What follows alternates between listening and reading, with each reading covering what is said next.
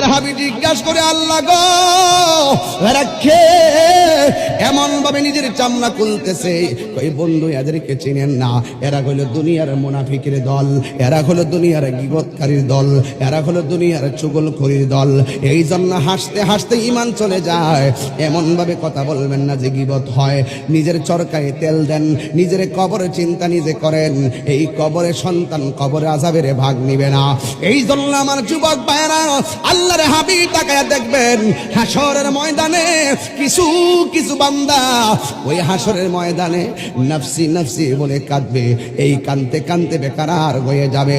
আল্লাহর হাবিব বলেন ওই হাসরের ময়দানে এমন ভাবে পানি, এমন একটা অবস্থা হবে। আর শেষ পর্যন্ত তাকাইয়া দেখবেন আল্লাহর হাবিব বলেন হাসরের ময়দানে আমার আল্লাহ সবার ভিতর দিকে